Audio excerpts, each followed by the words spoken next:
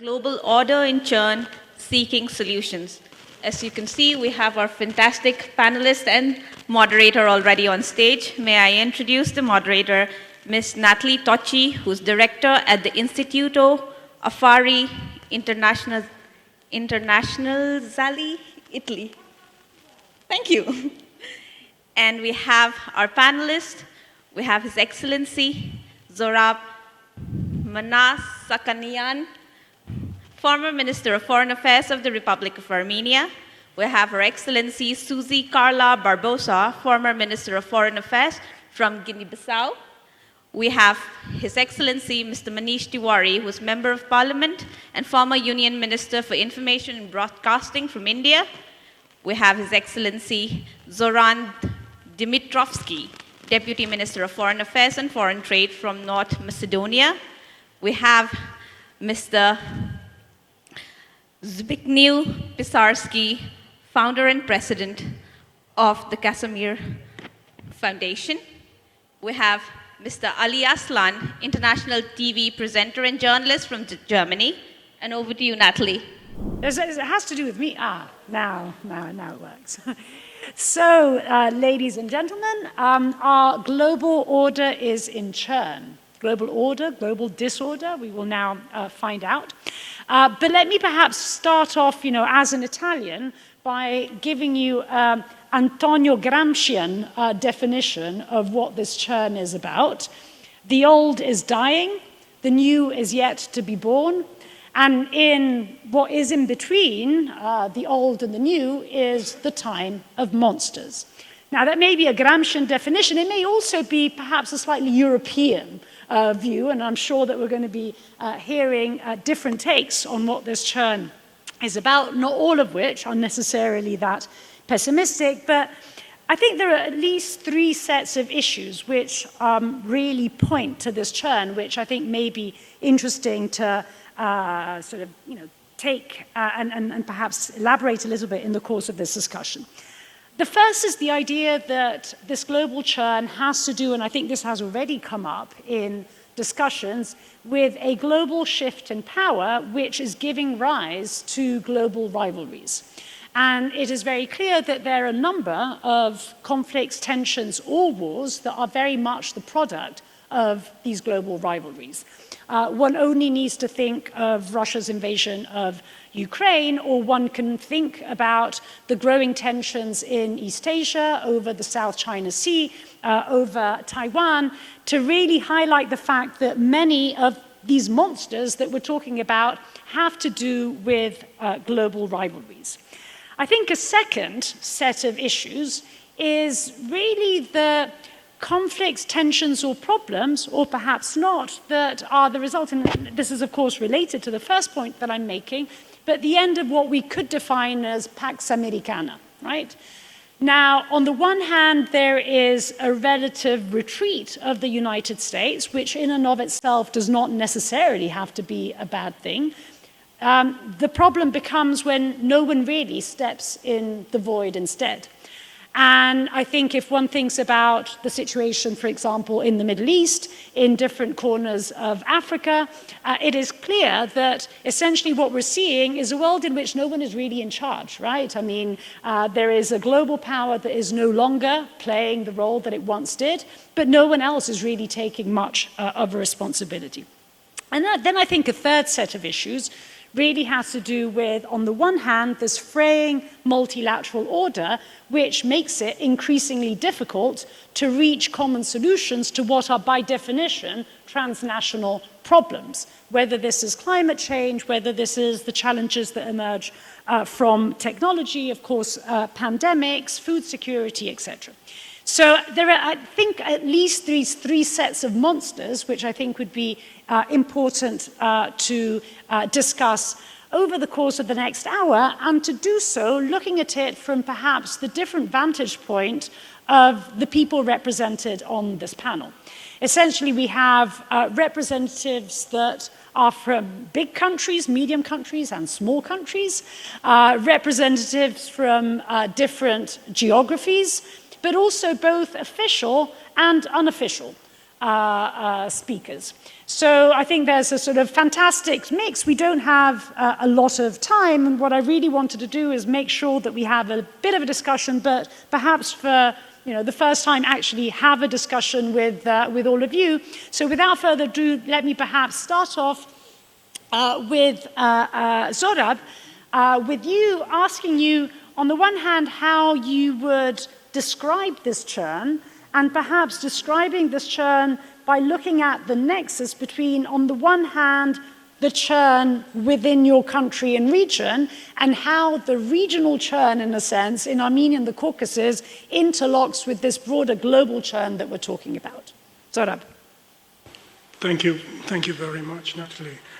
Well, first of all, I just want to commend and congratulate the Foreign Minister of Armenia and the partnership they've built with our Indian friends to launch this first Yerevan dialogue, and I very much hope and wish that it has a good continuation in the future.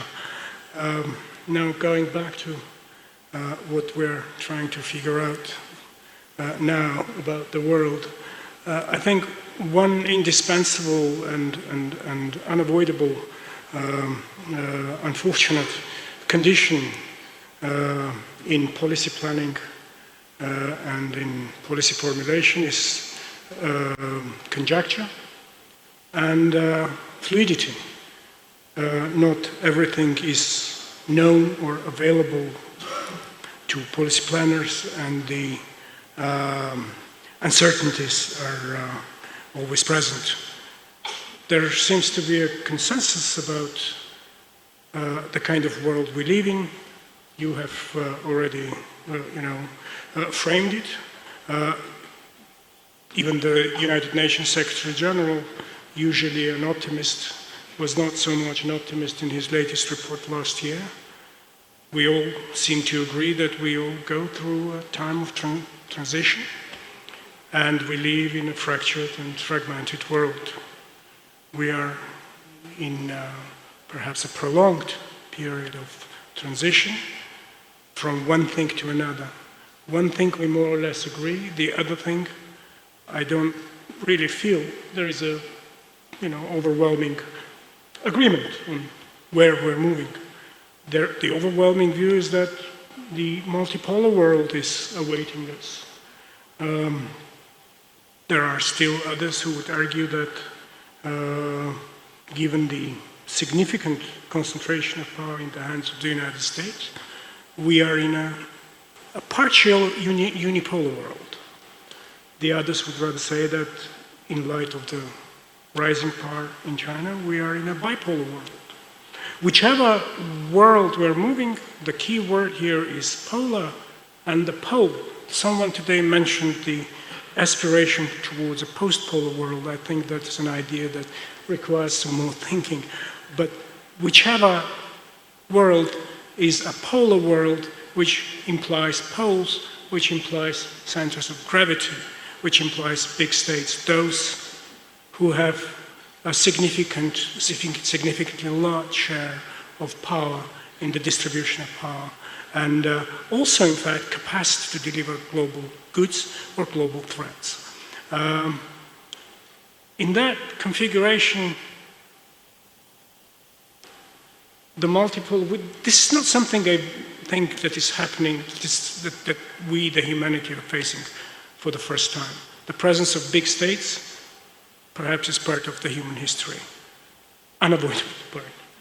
And those big states with their centers of gravity, they create their circles to maximize sustained power, and circles may come in collisions, as again, history has given too much context to us. And those collision points are the fault lines, and the fault lines are the most terrifying thing for those who are in the periphery, small states, the small vulnerable states, even more vulnerable. The medium-sized states are not also immune from these collisions. So that's I think, is what concerns us most as a small state, because again, the historical context gives us significant number, a list of examples when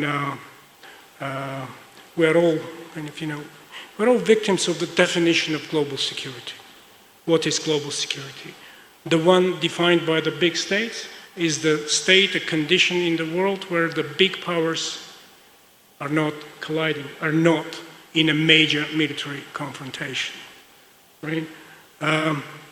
Is it a condition good enough for the smaller states?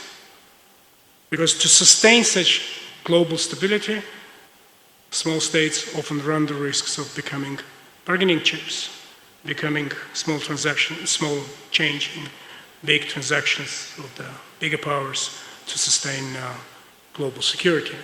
This is where, I think the concerns are. From the specific angle of Armenia, I think we have two levels of transition. The first level is the global one, and we're not immune from that. The second one is also the reality of the region. This is a region which has three actual participants: Armenia, Georgia, Azerbaijan, members of the region, and three regional powers: Russia, Turkey, and Iran, who are in historical competition for influence, for power projection in this region. And I think that is also in transition in this region. So we are facing here, I think we are facing this dual risk, dual challenge of transition, which amplifies the risks and amplifies the needs for stronger capacities for resilience and survival. Thank you. Thank you, Zohrab. And perhaps, Suzi, turning to you, if you could reflect on some of these points that Zohrab was making, but as they apply to your country and region. In particular, I think he was making very powerful points on the one hand of the very contradictory state of the churn, right? I mean, it's uni, bi, multi, non-polar, all at once, basically. This tension between the big and the small in this, which obviously exists by definition, but in this particular context, but also this notion of the double transition, right? Because even in an African context, there is an intra-African transition which is playing out within this broader global churn. Suzi. Thank you very much. I would like to start by thanking the organization for inviting me and also by congratulating them for this high-level dialogue. Concerning Africa, concerning Guinea-Bissau, my country, which is part of the ECOWAS, I would say that we are also being part of this revolution, of this new formation of the global area. Let me tell you that the world has changed, I think everybody has realized, but it has changed more after COVID-19, after the crisis, Russia, Ukraine. And for us, even though we are far, you would say, it doesn't affect you much, but it does. We have realized how dependent we were of the relations we had with Europe or with the Western countries. And this made us, as small countries, in the case of Guinea-Bissau, start trying to find new solutions by taking part in different international organizations, betting in multilateralism as a way of defense. In some of our countries, I may say Sierra Leone, even Nigeria, which is the biggest country in our sub-region, we started feeling the impacts of this war. A war that's so far from us in another continent, but we are living daily the effects because the prices have increased so much. The population came to the street claiming and making manifestations against huge prices that we were paying because of these changes in Europe. So the decision was, we are small countries, yes. I'm not speaking, of course, of Nigeria, which is a giant in Africa, but small countries, Guinea-Bissau, Cape Verde, and other countries from our sub-region started to say, we have to bet in multilateralism in order to defend our ideas. And this is what we're doing now. We are members of different regional organizations, of multilateral organizations, in order to defend our interests and our ideas. One of the main targets we have is to take part of the Security Council, because it's not fair in the world we live with countries like Nigeria or Kenya that are really having a really high technology transformation, very important impact, even in the world's economy. We are not part of the Security Council till today. Why? So this is part of the fight we're doing to make this new global order happen, because we do have to have a voice. Even though we are small, we are 54 countries, and we do make a difference, and we think it's the time for us to be strong by unifying each other and by supporting each other to be also part of this new global era. In a way, what I would say to the small countries, and what I would say to the African countries in general, not only from the ECOWAS, it's very important to be part of this multilateral organization, because alone we don't have the strength of a huge country.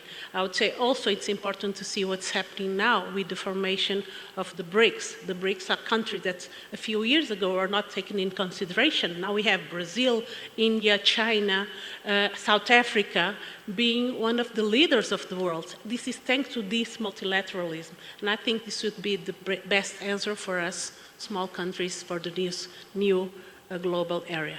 Thank you. Thank you. Thank you so much, Suzi. And this reminds me of something that I often say, also looking at it from a European perspective.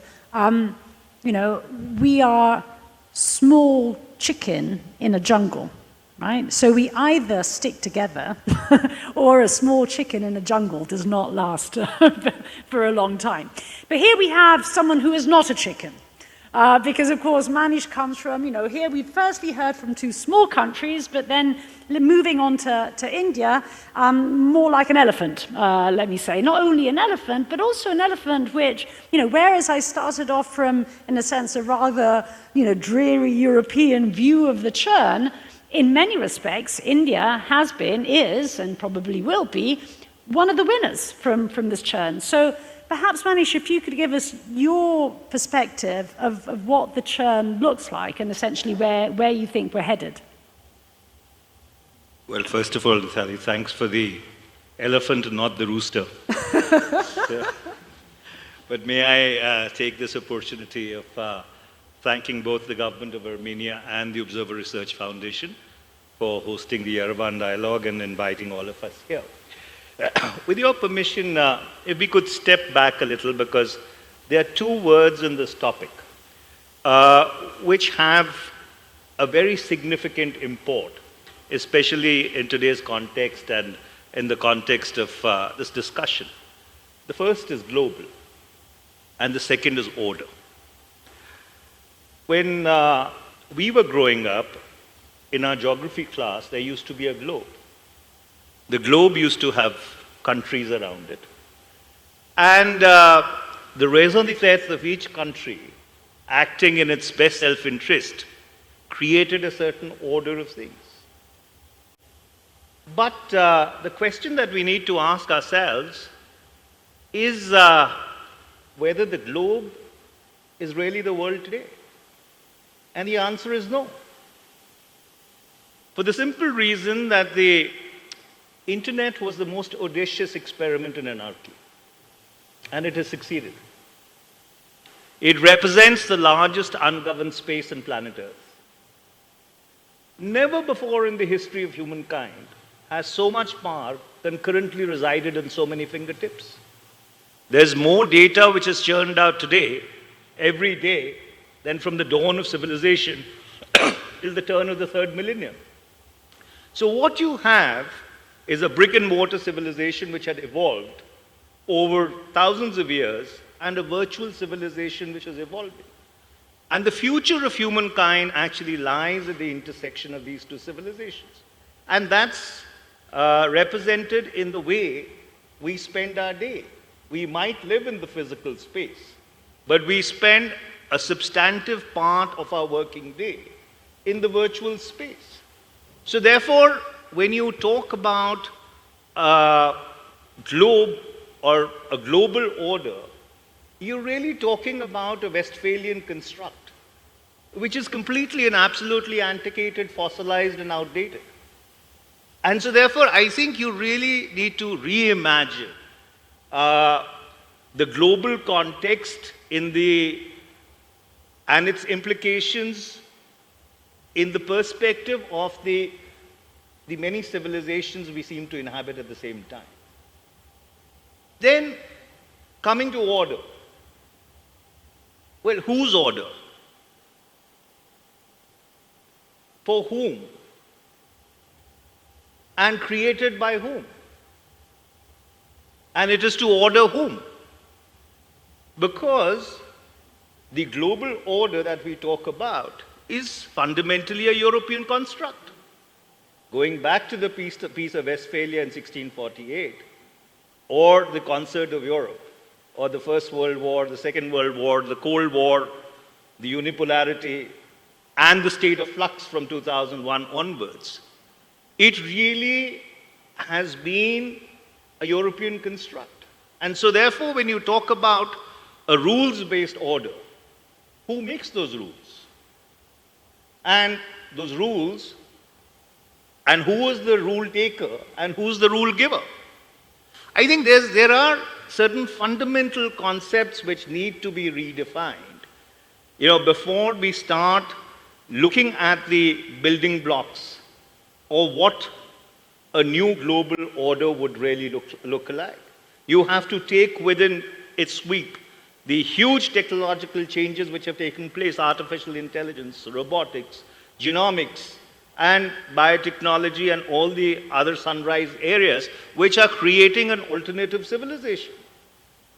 And so therefore, under those circumstances, we still are fixed on the very narrow notion of a global order. So what really inhabits our mind space as we speak is that for the first time after the end of the Second World War, you have three parallel conflicts and three continents playing themselves out. So you have the Russia-Ukraine war going back to 2022. You have the Israel-Hamas situation going back to the October of 2023. And you have the rise of China over the past 2 decades, which by no means has been peaceful. If you look at North Asia, or if you look at the ASEAN region, or if you even look at South Asia. So under those circumstances, I think there is a fundamental need to rethink both these constructs. One, what is the world today? And number two, before we start creating a new order, as we are in the age of monsters, which are the monsters that we really have to tie down? And I'll stop at that. Absolutely. Zoran, let me turn to you from the elephant back to the chicken. But also, I mean, reflecting on, I think, some of the points that Manish was making, because I think he was making these sort of fairly powerful points with which I totally agree, that in a sense, the order, which is now in Churn, was a European order. Of course, a European order that a country like yours, North Macedonia, has been both subject and object in. So perhaps reflect a little bit, looking at it from your vantage point. Okay, let me first thank you for inviting me on this great forum, actually, the Erevan Dialogue. I would like to say that, first of all, there were two seminal books in the turn of the 90s, after the fall of the Berlin Wall, which were written on the global level. One was the Francis Fukuyama's The End of History, which talked about the liberal democracy being one of the ultimate regime, which will be establishing all over the world, and it will be a sort of peace and paradise. And the other book was the Samuel Huntington's Clash of Civilizations, which advocated that war is a second nature of a manhood, And there are many hotspots in the world where the ethnic tensions thrive, and there will be wars between civilizations. And somehow looking upon these books 30 years after, we see that Huntington was closer what was going on the geopolitical scene on the level of the world, actually. That the things like identity, territory, blood, so these, and ethnic identity, ethnic tensions are, and also lust for territory, the imperialism of some big powers is actually more powerful than the lust of the people for democracy or establishing economic viable states and prosperity and prospective states. So looking for that point of view, it seems like the countries that are smaller, for instance, North Macedonia, we changed the name in order to become candidates for the European Union and to become members of NATO. And it was an identity issue. And so we called ourselves Macedonia because it is the whole region it is. But it was we were the only state that called itself Macedonia. There was no other state. There is a territory in Greece, of course. And we should have made alliances. So my point is that our actually approach was to make alliances. We became candidates for European Union and became members of NATO. So countries in Europe are maybe either happier than these countries in other places of the world that can still be members of European Union one day. They plan to become members. We will see how it develops. But generally speaking, if you see these three, there are things that are repeating. For instance, Balkan, Caucasus, and Middle East. These are three hotspots for last, let's say, hundreds of years that have been war-torn. Ethnic tensions all over the time. Big powers. We see in Balkans, for instance, big alliances are there, but also NATO and European Union, but also the powers from, let's say, Russia, China, meddling in the region. Everybody has a say in it. It's the same with Caucasus. It's the same with the Middle East. In the Middle East we have Arab countries, Iran, etc., Israel. So I think what will shape the new world order, actually, we see on the other hand the global south, the BRICS countries. What will shape the new world order is again a power. And now we are in the time of the big powers stepping up and measuring their power. And in the end, actually in the close future, we will see that this power will be somehow balanced, and hopefully the new world order will get closer to peaceful solution and dialogue more than turning into war all of these regions. Thank you. Thank you, Zoran. And Zig, let me turn to you for a Polish perspective, but perhaps, given that actually, surprisingly, we haven't talked a lot about this up until now, if you could perhaps give us your reflections on one particular aspect of the Churn, which obviously is Russia's invasion of Ukraine, and relate it to, some of these bigger global shifts. And in particular, if you could also reflect on one point that was made, not in the previous panel, but I think in the panel before that. I can't now exactly remember who said this, but someone said, there are only two players that could actually end this war, and that is United States and China, which I think kind of reflects, some of the issues that we're talking about. So perhaps we can reflect on that particular question as well. Thank you, Natalie. Good afternoon, everyone. I come from Poland. country of dialogue. So I think in the right place, Europe and dialogue, a country of solidarity movement where via dialogue we achieved a chance for a transition of power from communism to democratic country. And last 30 years proven that it's a successful story. We outnumbered all our neighbors from Europe, and even in 2008, Poland was GDP growth positive during the financial crisis globally. Right now, I can be very proud of my country, and I'm very happy of it, but there are concerns. We are building the second largest army in Europe. We are building the third largest army in NATO, US, Turkey, Poland. There is a reason for that. And unfortunately, the reason for that is that we are living at very important and, in my opinion, pivotal moment for global stability, or at least at Euro-Asian stability, because our neighbor, Russian Federation, decided to challenge not only its neighbor, Ukraine, by aggressive attack and declaring war, because it's a war from the 2014, but to challenge the whole community of democratic countries. In Ukraine, we are facing conventional front of this war. In all our democratic countries, we are facing a hybrid challenge dedicated towards influencing our societies. And this is a lesson. This is a lesson not only for democracies which are strong and still suffer. Look at the elections in the United States. Look at the Brexit in the United Kingdom.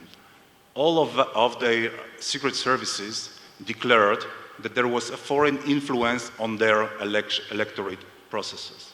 This is very concerning, but as effective as a military aggression. And this is something what is a lesson for us.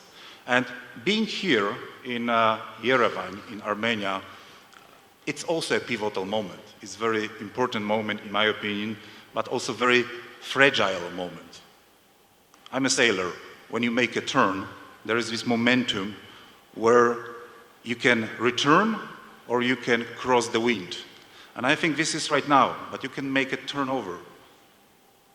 And I think that we need to support Armenia in their choice to join a community of democratic countries, because they already declared it, that they want to join.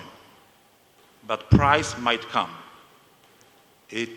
And right now we need to support Armenia, and I encourage Armenian authorities, I was speaking about it with the minister yesterday, to be very brave in announcing those cooperation with other partners, that they want to belong to Euro-Atlantic community. But you asked me about China. I had a number of visits to DC to advocate for American support to Ukraine. And I was honestly surprised how many American politicians are not aware that the consequences of Ukraine as a failed state will have tremendous consequences globally. Because it will be a proof that Ukraine will be abandoned in some sense, that the United States cannot protect the countries that they promise that they will protect. And the consequence will be that the Pax Americana that Natalie mentioned in the beginning will collapse. But I'm not sure if it will be a good. I believe that people want to live in peace, and people don't want to be ruled by authoritarian regimes. Therefore, they struggle to have democratic future. And if we will allow right now a bully, in this case it's the Russian Federation, to go away without a price, every other bully in every corner of the globe will challenge its neighbor if they are only stronger, and this argument. So I prefer myself rule of law than rule of power. And China is learning from the crisis, from the war in Ukraine, and if Ukraine will fail, we'll have a next crisis very soon around Taiwan, and it will have tremendous consequences. I'm sorry to be a bit pessimistic, but about the consequences. But I still believe we as the international community will be enough brave to defend our values, like sovereignty, but also believe that people have a freedom of choice.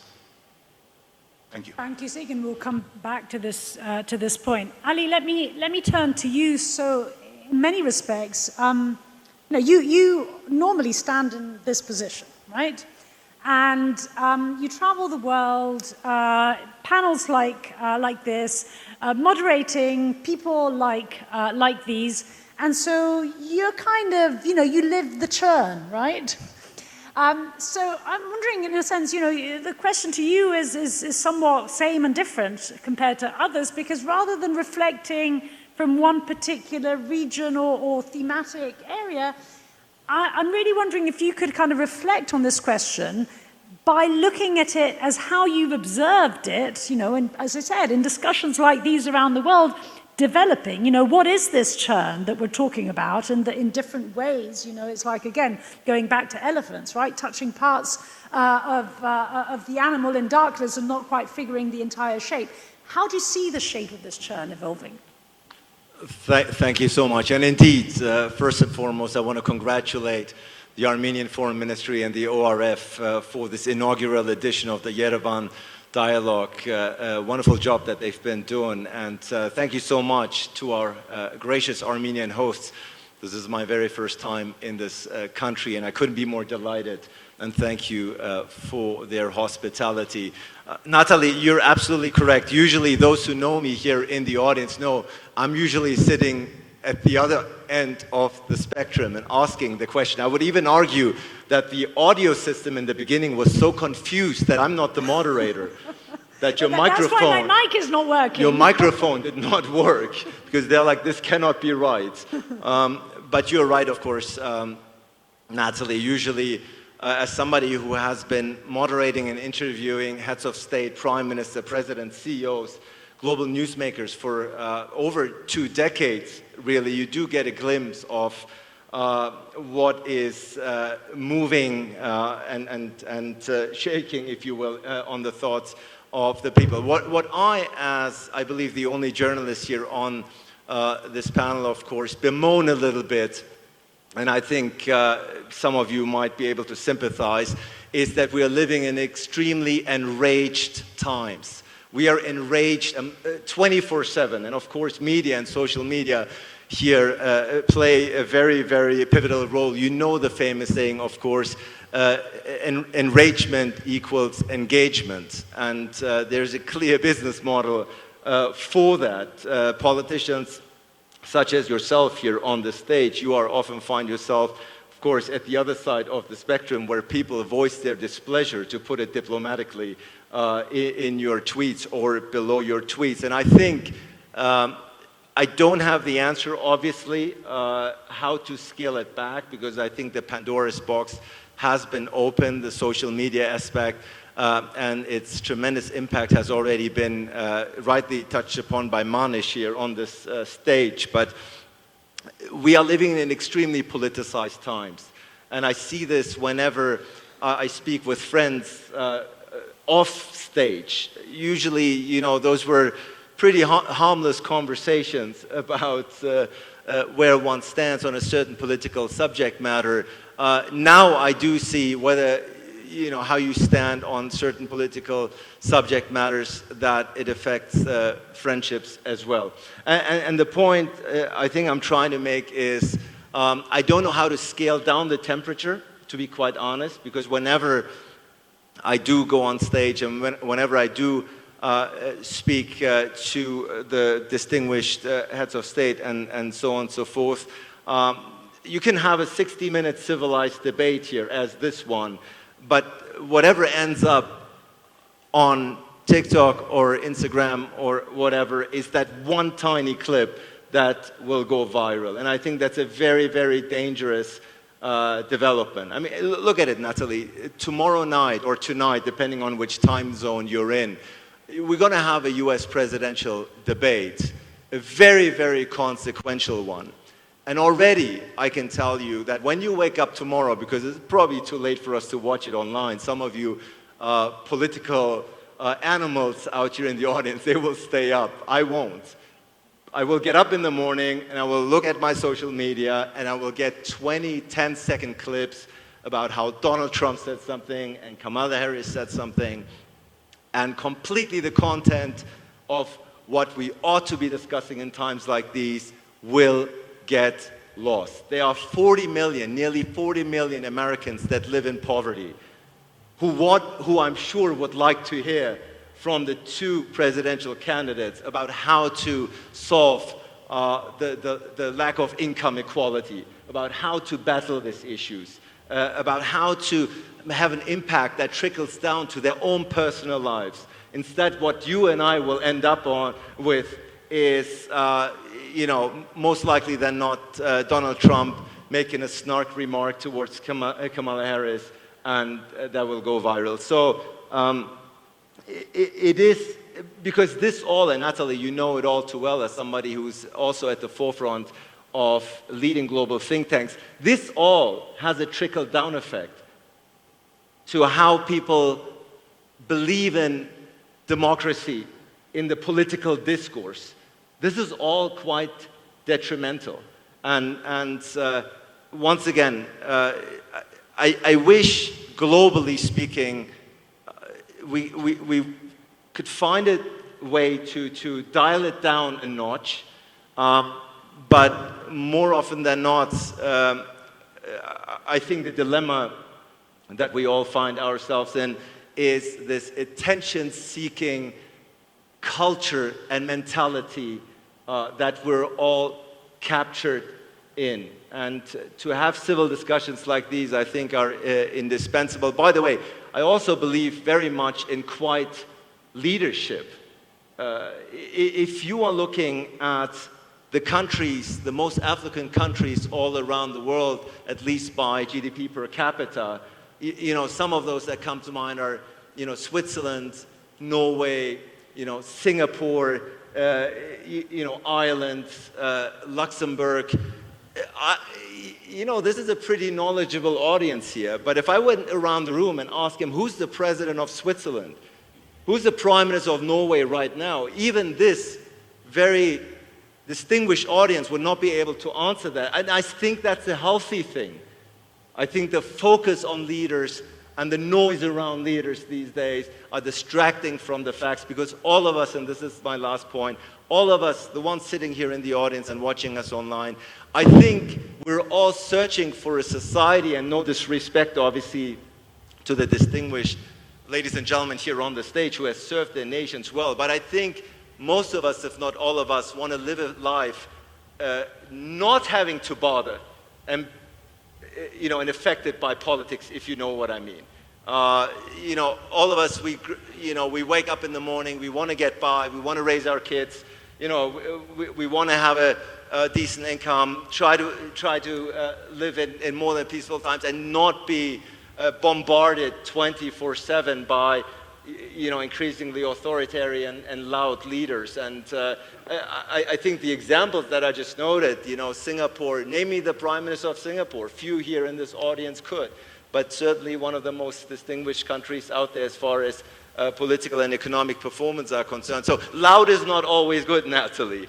Loud is not always good, and I think this is my appeal, generally speaking, as a journalist, obviously, who usually stands where you stand. If we can get back to more civilized debates and focus more on the content that has a trickle-down effect and an impact on my life as a citizen, rather than the next soundbite, I think that would be a first step. Yeah, and I think you're right. I mean, this also connects to the points that Manish was making about, the physical and the virtual. I mean, we can be and learn to be, and have rules for the physical, but the problem is the rules for the virtual. So rather than having a second round of questions, I do have other questions to all of you, but I'll kind of, blend them into questions from the floor. I really wanted to open this up now. So I'm General Shukla from India. I was just wondering, one of the reasons for this volatility in the world order is the opera of failing deterrence that we see. You just look at the Middle East. The Houthis have brought down the 9th MQ-9 Reaper. The mighty Americans. There are CSI studies to say that mighty America doesn't have 7 days of missiles and munitions for a fight in Taiwan. The country that Ali Hassan comes from, Germany, I was reading an article today that at their current rearmament rates, they'll take 100 years to deter Russia. So the question is that why has the West-led order so neglected its deterrence? And President Roosevelt spoke of an arsenal of democracy, that if you have to protect democracies, you must be prepared to invest in deterrence. And I think that is the fundamental reason why these so-called bullies or the aggressors are being encouraged to act. So anyone on the panel would like to react to this. Why has the West-led order failed so miserably in investing in deterrence? Good afternoon. I'm Achal Malhotra, former ambassador of India to Armenia and Georgia. I have a small observation and a very brief question to ask. Well, we are talking about global order or disorder. I think all the fundamental principles which the international community had devised after the World War II, there is nothing wrong with them. Whether it's the principle of sovereignty, territorial integrity, mutual respect, non-interference. The problem is with interpretation, selected approach, and the gap between the rule and the reality. My specific question is, we all talk about that rule of force cannot prevail over the rule of law. But tell me one thing, what is your opinion, any of the panelists? How do you look at the principle of indivisibility of security? Let me elaborate. When one country says, my security is prime, and I don't bother about your security, what do we see? What do we do about it? Specifically, I am referring to the Russia-Ukraine conflict. A group of countries says the Ukraine's security is more important than Russia's concern about NATO coming to the backyard of Russia. And the result we all know what has happened. Then we need to understand from the distinguished panelists what prevails over the other. Is it the territorial integrity or the right to self-determination? This conflict between the two concepts, which prevails over the other? So I think in order to give chance to others, I'll stop at these two. Thank you. Thank you. Thank you. My name is Rahim Ushakbayev. I am from Astana, Kazakhstan, and my question is to especially our European colleagues from US. How do you perceive Shanghai Organization of Cooperation and especially BRICS? Do you see as a kind of rivalry? Because what we see from Central Asia, it looks like the big Eurasia is trying to reunite and fill the gaps. What we see, what we feel in providing the security in Central Asia, in the Eurasian continent. But sometimes it looks like our European colleagues and our US colleagues see it as a kind of reunion around the axis of evil. Thank you. Thank you. So let me perhaps, Zig, turn to you first. If you can address that first sort of Russia-Ukraine question, and then perhaps the follow-up question, Ali, to you, which was, in a sense, it was more about the kind of, the rules, but the practice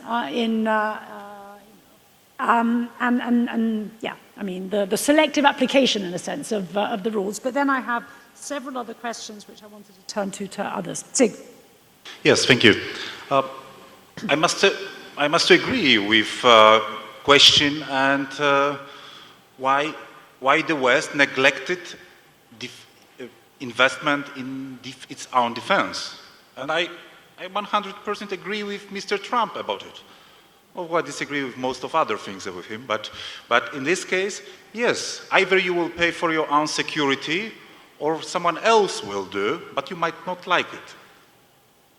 And in this case, the question for the leaders of developed countries was, do you invest mainly in prosperity and well-being of your society, or you invest in defense and potential war, and program your society, your policy to have a war?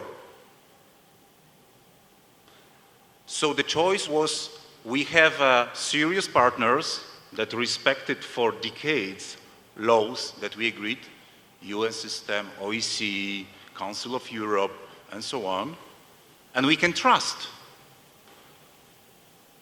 I must say that I'm speaking broadly that everyone, but honestly, in Poland was for more than a decade very vocal about the threat from Russian Federation towards its neighbors. I like to say that we are immunized from Russian propaganda by our historical experience, so it's more difficult to deceive us. But you're right. So right now we are improving our defense spending, and because there is no more trust anymore, so we have to build large armies. Poland is spending 4.2% GDP on defense, instead of building universities, instead of helping developing countries in struggle to have a sustained democracy. We have to solve the problem that our neighbor decided to create. And I will make a small bridge to the second question. What is the motivation to attack a neighbor? And is it a territorial intervention or something? I think that Russia is the last country in the world that needs more territory. And this is my answer. Thank you. Thank you. Ali, can you take the double standards question? The gentleman from Kazakhstan, about how Europe is perceiving the rise of BRICS Global South. To be quite honest, I mean, if you're Western European or if you're North American, you are ignoring and underestimating this area and union at your own peril. I mean, we're talking about a region, if I'm not mistaken, that is made up of 3.5 billion people. That's almost half of the world's population, I think 45% of global population. And if I'm not mistaken, the last numbers I looked up for one of my moderations, that region makes up 35% of the global economy, increasingly so. So I think I'm from Germany, I'm from Europe, a country and continent that is rapidly aging with severe demographic challenges. You know, I think no one, at least not in Europe, maybe my Polish friend would disagree, we have no illusion that the 21st century will be a European one. It is very clear that whether you're talking about India, you're talking about Brazil, you're talking about Saudi Arabia, all these countries that are on the rise and rightfully want their seat at the table, politically at conferences like these, want their voice to be heard and taken into account. That is something that I certainly, as somebody who's moderating at these conferences, the Munich Security Conference, Natalie, you know, for years was a very transatlantic affair, for instance. You know, it was very Western Europe / North American, and you do see the changes reflected in the discussion. So I'm not sure, to the gentleman who asked the question, I'm not sure they see it as you pointed out, or at least phrased it, axis of evil. I don't think that is not the case. I think BRICS Global South is certainly the dominant, even though very much understanding that it's a very it's not a homogeneous group in any shape or form, and there are political differences, India and China, even amongst themselves, but it is a force to be reckoned with, and we Europeans better do our homework. Manish, I actually wanted to come back to you for another question that to mind. I think you rightly said, you know, when you were making the point, whose rules and who made them and who for, and I think that point in and of itself is very well taken. The risk, though, that I would like you to address is, you know, in a sense, the opposite to rules is a world of transactionalism, right? A world where, you know, I mean, doesn't necessarily mean that you have to compete or conflict. No, you can make deals, but it's essentially it's a ruleless world, yeah, which perhaps can bring, as I said, certain advantages to certain countries, but I think it has certain inherent risks. And indeed, I think, whereas it's a legitimate criticism to make, especially by those that made the rules, of saying, well, you're trying to preserve something which is kind of, going, wake up to reality. But those that want and that are rising, and I think India really is, probably the prime example, could you reflect a little bit about, how do we avoid the risk of, sort of rethinking the rules in simply morphing into kind of very cynical, in a sense, transactionalism? Well, I think, Natha, you ask a very profound question. See, the difficulty is not so much with the rules. The difficulty is with the selective application of rules. Which is one of the questions was indeed referring to. So therefore, if you were to rewind back, those who've made the rules, and obviously because they had the heft and they had the military and the strategic prowess to be able to enforce them, when it comes to their interests, all the rules seem to just go out the window. And I'll give you a very concrete example, addressing the question of deterrence which Gerald Shukla raised. If you were to rewind back to 1994, Ukraine had the third largest nuclear arsenal in the world. It's another matter whether it had the ability to operationalize that nuclear arsenal, because there is a lot of literature which says that the controls were in Russia. But had Ukraine not been completely defanged by the Budapest Memorandum, and those who gave security guarantees that the sovereignty of Ukraine will be protected, and Ukraine would have possessed those weapons as weapons of deterrence, do you think Russia would have invaded Ukraine? The answer is no. So where are those people who actually defanged Ukraine, gave those security guarantees that your sovereignty is indivisible, it's inviolable? Where are they today? It's another thing that you're willing to fight the Russians to the last Ukrainian. But is it what those security guarantees were all about? So therefore, when you talk about a rules-based order, it is the manifest hypocrisy in which these rules have been sought to be enforced. Nobody asks the question, where are those weapons of mass destruction that were supposed to be found in Iraq? What about the whole concept of right to protect? Where does R2P actually give you the right to invade another sovereign country?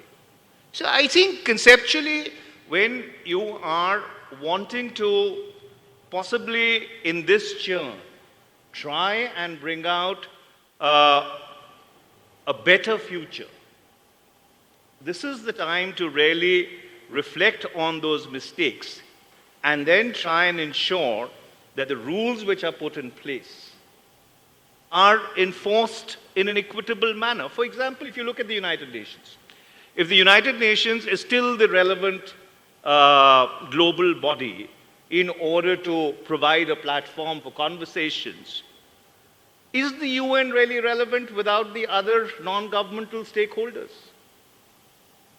Why is it that we missed a golden opportunity time and time again, going back to 2003, to actually have agreed rules of engagement in the virtual space?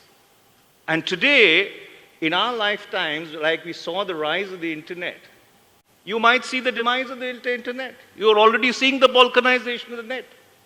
China has firewalled the net. It created a massive intranet. At other places in the world, you have the internet getting defined in terms of cultural values, in terms of spheres of influence. So the point which I am trying to make is that when you talk of a global order in Churn, I think it's important to step back, get all the relevant stakeholders and not only governments, because governments are not the only stakeholders in the new global order, and try and craft something which is equitable, just, and will be enforced impartially.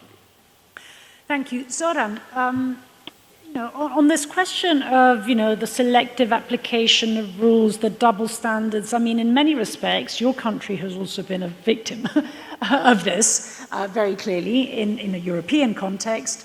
So perhaps if you could say a few words about how do we go about it? How do you go about it? Yeah, well, when I was speaking at the beginning for actually the need for a balance of power, actually the world, the multilateralism is not working. I mean, we all know that United Nations is also built after the Second World War, but 5 powers get the right to veto. So the veto power is also within the European Union.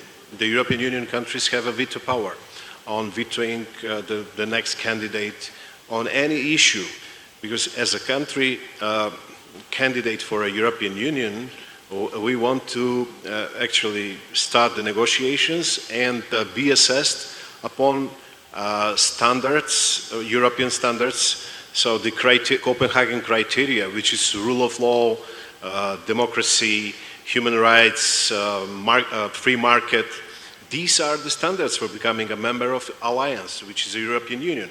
But on the other hand, we are blocked by some of our neighbors on bilateral issues, which are issues of identity, denying our right of name, denying our language, for instance. So we made these history commissions with a couple of our neighbors, actually, Bulgaria and Greece, in order to discuss issues of our identity. And these should become, actually, in the end, a right of these countries to veto our accession to the European Union. And this is not good. And again, multilateralism is not working in our case. For instance, we had previously, during our negotiations, actually, with our southern neighbor, so because they vetoed us to become members of NATO. It was in the late 2008, and we sued them on an international court of justice in Hague, and we got the verdict in our. Actually, we got the verdict that our neighbors should allow us, with the provisional name then in the United Nations, former Yugoslav Republic of Macedonia, to become members of NATO, but they didn't allow us. So, not only the big powers, but also the regional powers, but also the countries who are small but members in these alliances are using this veto, not following the principles. Later on, we agreed to change our name and we became members of NATO. The same was going on, for instance, with the other neighbor. There are plenty. There are 14 verdicts of European Court of Human Rights that our neighbors should actually register the community organizations of Macedonians in Bulgaria, but they are not doing it. So there are these double standards of European Union. This union which actually cherishes democracy, cherishes human rights, but it's not applying these principles to other candidate members, but assessing them in a more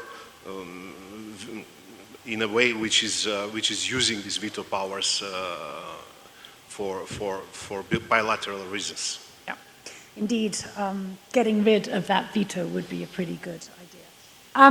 Suzi, I'm not going to close without going back to Suzi and Zohrab. Suzi, in a sense, you've been the most constructive voice on this panel, I would say. Because you really put the emphasis on, what is it that, including small countries like your own, can do in order to reinforce multilateralism. And I think you also made a very interesting point about, in the sense, a more, regionalized responsibilities in solving problems. So could you perhaps just give us a couple, sort of one minute substantiation of the kind of initiatives that countries like your own, especially in Africa, are taking in order to address the many conflicts in your continent? Thank you once again. Let me start by making and emphasizing a very important issue that we did not speak about it, but Africa is suffering still the consequences. I believe everybody remembers when Libya was invaded. Libya was invaded exactly because the Western countries believed it hosted terrorists, weapons, but nowadays this invasion is still causing consequences in Africa. My region, which is ECOWAS, that I spoke about, has at the moment 4 countries that are in transition. And we'd say, why? I think it's important to explain this. And people start to think these countries, they don't have partnership with countries like France, which are traditional partners.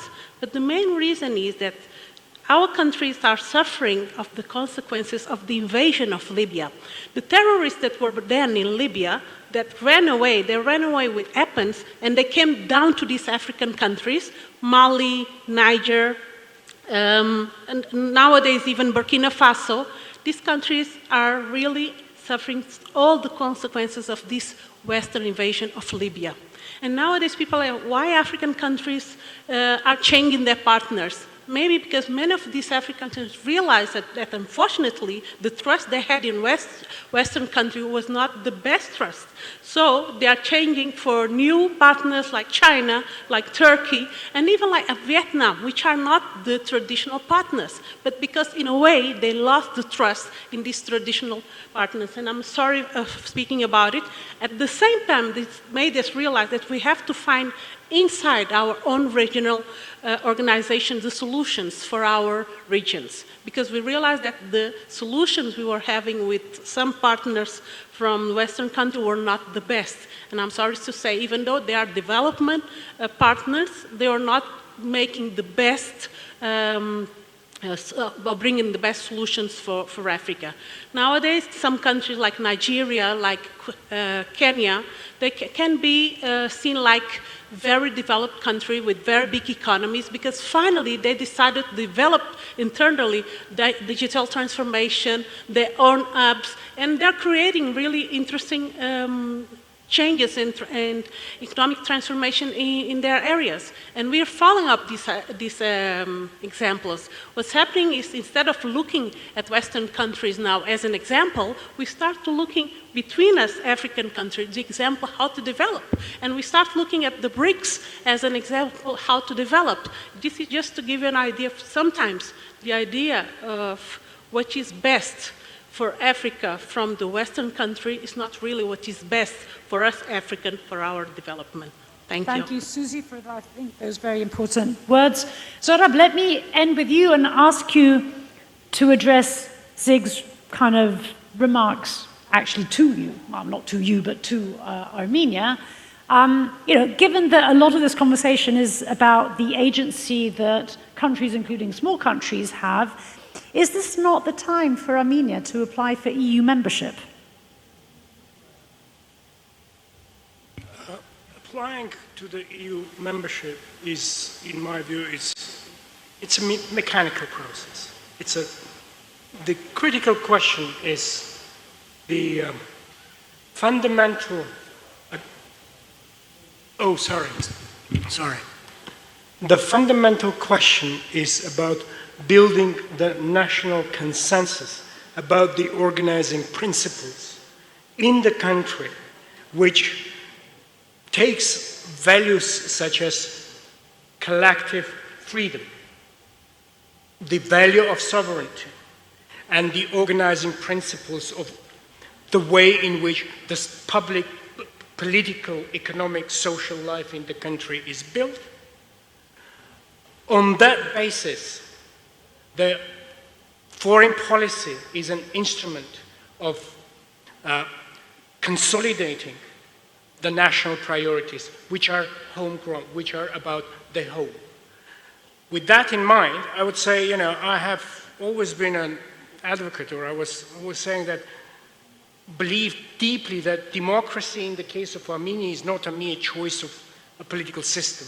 It's a security issue amongst other things. Yes, personally, I believe that I prefer to be free personally, and I want to be governed by the rule of law in my relations with other free participants in our public life.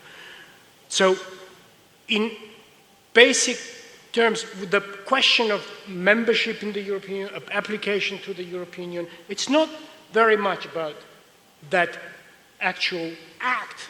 Sure. But it's about building such, circles, foreign policy kind of extended engagements which support your national priorities. Because applying to the European Union is a very good thing to do maybe, but there is also one thing, geography. We cannot change geography, and geography has its own realities. So we have to combine one with the other and work out that kind of a strategic, approach in foreign policy, which combines the realities. We have, in the beginning, we have also spoken about the challenges we already have about these global churns, right? So that has also needs to be kind of, factored into our thinking. Thank you. Well, thank you very much. Thanks to, I've got to close this. Thanks to all of my wonderful panelists. I hope you've enjoyed this discussion. And I'm not quite sure how much break we have, but thanks again. Natalie, I just wanted to say that he took it. I still break the system. I'm Thank sorry, you. but we have to be disruptive sometimes. I'm really happy that we have a dialogue and we allow to have a voice for powers that are sometimes aggressive, like Russia. But it would be good, I think, for all of us and a country like Armenia to have also a voice of victims. So I hope that at the second edition we'll have a voice, for instance, of Ukrainians as well. I think it would be a lesson for all of us. Just reflection. Thank you very so much to our wonderful panelists and our amazing moderator for this